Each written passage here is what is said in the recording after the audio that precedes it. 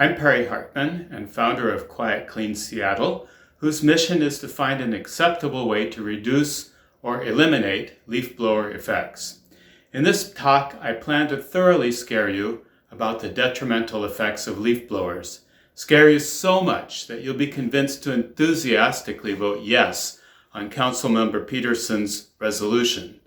Frankly, I'd prefer to see leaf blowers banned for almost all use cases, but today I'll focus on the resolution at hand.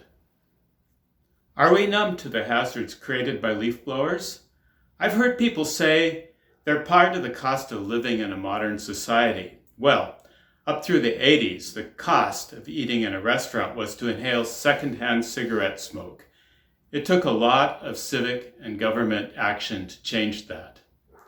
Some people say they are disgusted with leaf blowers, but what would happen to the landscape workers' jobs without them? First off, no one is proposing to eliminate or restrict yard service companies. Even if we were to completely ban leaf blowers, the demand for lawn mowing, trimming, pruning, and edging would continue. The difference might be slightly less scoured earth and tarmac, since rakes and brooms leave some dust behind. What about the workers themselves? If we really want to protect the workers, shouldn't we be making their jobs safer? Breathing the exhaust from two-stroke engines is significantly harmful to their health. Some of the most harmful particles are so small that they directly flow through an N95 mask and immediately into the bloodstream.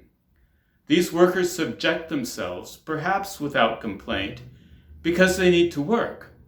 They could be working more safely with electric equipment. Some people seem to be able to focus and tune out distractions. My wife is one of them and doesn't really notice leaf blowers so much. On the other hand, when a leaf blower is blaring somebody somewhere nearby, I tend to reread the same sentence about 5 times. I just can't concentrate. Beyond distraction, there are more serious effects of noise. While I haven't found any scientific studies directly measuring correlation between leaf blower noise and ability to concentrate, there are plenty of studies about noise in general. Here are some noteworthy results. Excessive noise causes cognitive impairment and oxidative stress in the brain. This contributes to depression and neurodegenerative disorders, according to the NIH.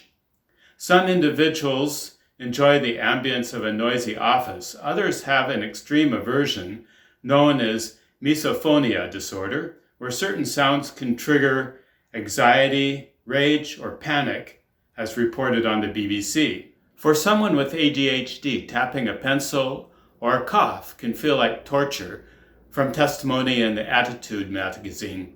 How do leaf blowers affect their concentration? During the pandemic, SWNS survey asked 2003 U.S. respondents about noise. 25% have become more sensitive to loud music, 43% to loud conversations, and 52% said loud noises give them headaches.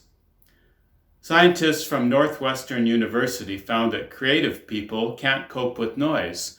They have a reduced ability to filter extraneous external sensory information. I think this applies to a large sector of people. Maybe you are one of them.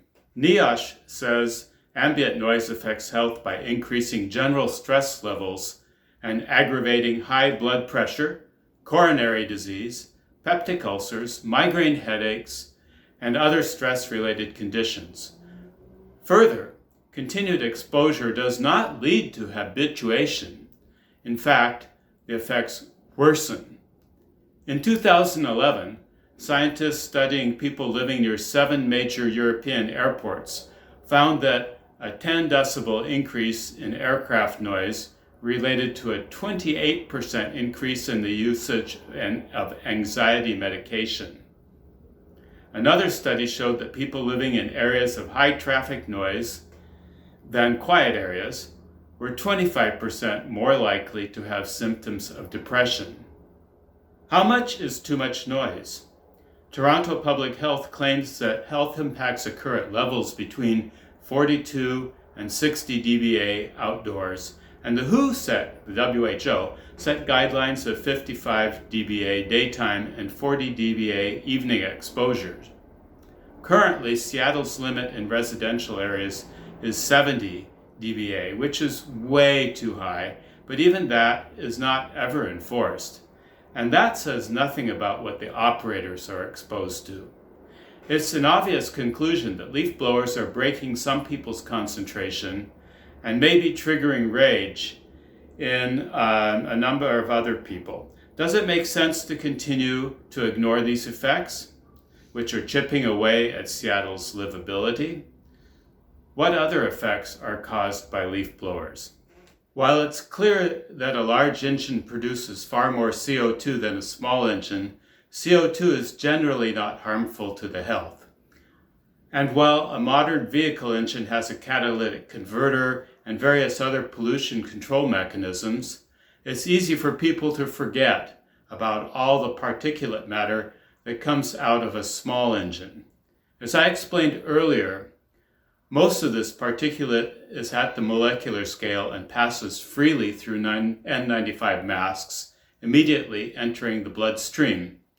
That means when you're around a gas-powered leaf blower, you are inhaling dangerous particles, and there's really not much you can do about it. A PNAS publication shows that increased PM 2.5 correlates to increased inhaler use for people with asthma. The publication estimates that just a 1 microgram per meter cube decrease would be a health savings of 350 million annually. A similar study in PubMed on the NIH shows that asthma increases with increases in PM 2.5. The Air Quality News website explains that PM 2.5 overdrives the immune system, worsening asthma.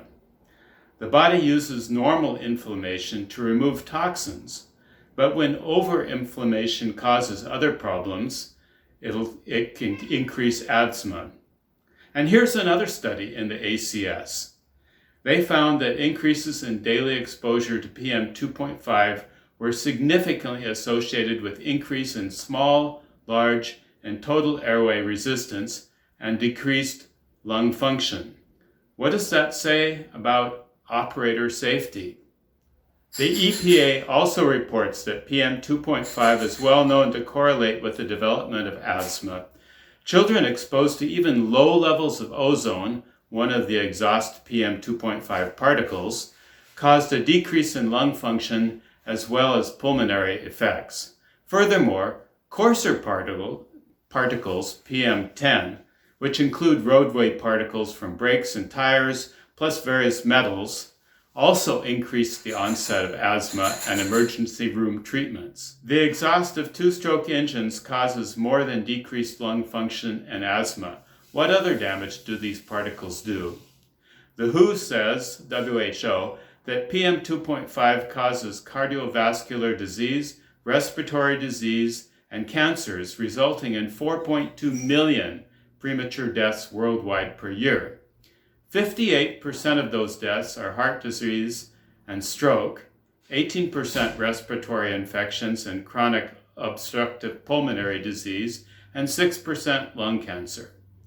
The WHO goes on to explain that the major components of PM 2.5 from two-stroke engines are sulfate, nitrates, ammonia, sodium chloride, black carbon, mineral dust, and water. It's a complex mixture of these particles suspended in the air. Because the particles are so small, they pass through the lung tissue directly into the blood system. In Canada, Forest Practices branch of BC Ministry of Forests writes that two-stroke engines produce a lot of harmful particles, such as benzene, formaldehyde, naphthalene, benzopyrene, carbon monoxide, nitric oxide, and more. All of these directly impair health and also cause nervous system disorders, such as lower competence. And, like I said, N95 masks won't help. The Massachusetts Nurse Association explains that N95 respirators are 95% efficient in stopping particles down to about 0.1 micron, But the gas molecules, nitrous oxide, carbon monoxide, hydrogen-carbon molecules are on the nanoscale and pass freely through the fibers in an N95 mask. I don't know how much PM 2.5 is in the air due to leaf blowers. I'd love to see a study that compares the levels before, during, and after leaf blower usage. How much higher is the PM 2.5 level, and how long does it hang in the air? Certainly, it's hazardous to the operators. Let's also find out how much of it gets into people's houses, especially in summer with the windows open. Okay, I've focused on gas leaf blowers, which have nasty exhaust plus make excessive noise. I hope our campaign against these blowers is successful. But in the long run, I hope we can go further. Electric blowers still make a lot of noise, and they still kick up dangerous PM 2.5 from dry ground and hard surfaces. And there are a myriad of other small machines powered by two-cycle engines. Once we get rid of gas blowers, let's continue addressing the remaining problems. Reducing the awful noise from gas leaf blowers is reason enough to adopt Councilmember Peterson's resolution. But as you can see, gas blowers are far worse than just making excessive noise, and that is scary. I believe Seattle residents will strongly support this resolution. Councilmember Peterson's recent poll shows that about 83% of respondents support banning gas blowers. The Quiet Clean Seattle membership is growing, and when I post on Nextdoor, my posts get many likes. The support is apparent. Make our city better, cleaner, and quieter by adopting the resolution. Thank you.